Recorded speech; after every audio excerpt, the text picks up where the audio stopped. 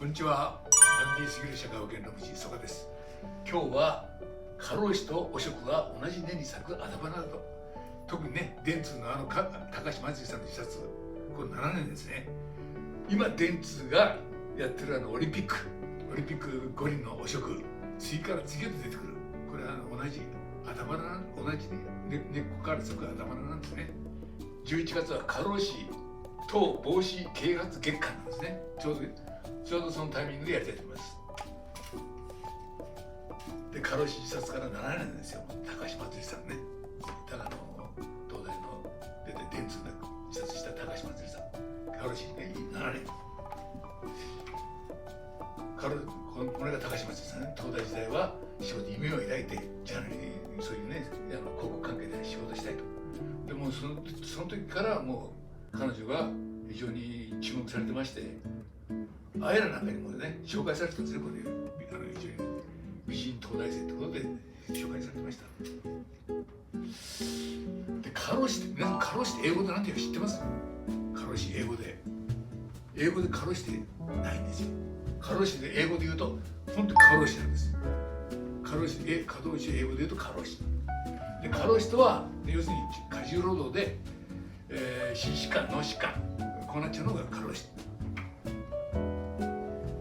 でね。大手広告代理店電通の社員だった高橋真嗣さん、これは当時ね、今からすれば7年前、これは当時の去年の東京新聞の記事ですけどですね、高橋真嗣さんのお母さんに取材してる。で、この本当に1年が辛いと。で、過労死が続いていることを聞くと、企業が何も変わってないことが苦しいというふうに言っておられます。ともね、言ってましたけど、今の日本の企業は、大企業はこういう電通などは命よりお金なんですね。お金、命より大事な仕事があるわけないわけですよ。命よりお金。だからもう高橋真嗣さんのお母さんも訴えてました。幸せになるために働きましょうと。ところがですね、自殺者ってのはこれでだいぶ昔は3万人いましたけど、今だいぶ減って2万人ですね。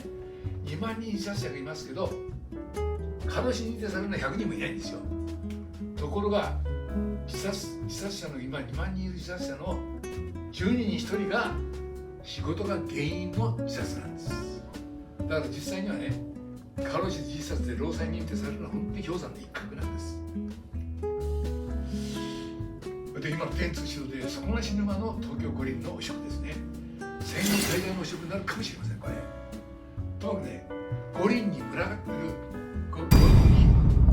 無造のマネーゲームですね。これこそ五輪の表舞台なんです、本当は。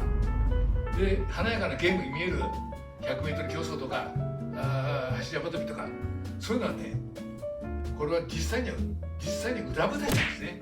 表舞台はマネーゲームこそ東京五輪の表舞台で、これを誰がやってるんだろう。電通の元専務の高橋治之さん、この高橋氏が引き連れた電通の数百人の職員が暗躍したわけです。だから柔道の山下柔道は単なるお稼ぎですね。もうこの次がこういうことなくそうなんだってなくならないです。構造的なものですから。で、やっぱり最初に言いましたように、ともかく不正と過労死は根っこは一つ。だけどね、またもう一つ三菱電機ですね。日本大企業三菱電機は8年間で5人も自殺してるんですね。だから異常すぎですよ、だと。で、今ほらすごいでしょ、長時間労働暴行でこうパーッとこうなってますけど、三菱電機どうぞ見てください。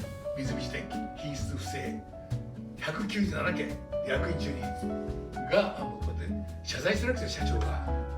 だから不正と過労死っていうのは同じ根っこから咲く花なんです。頭でね、私としては過労死なくす、これは企業の不正をなくすと同じです。だからこれはね、単なる警察に頼ってもダメです。やっぱり国民自身がね、もっと関心しなくちゃいけない。電通の驚くことなんかに労働組合あるんですよ。当然ある。その労働組合の役割を果たすと、こういうことをやっていただいて、やっぱり国民全体がね、こういう過労死あるいは不正を許さない、こういう世論の国民全体がそういう社会を作っていかなきゃいけない決意、これこそが実際には過労死なくす一番の原月月間を機にこの辺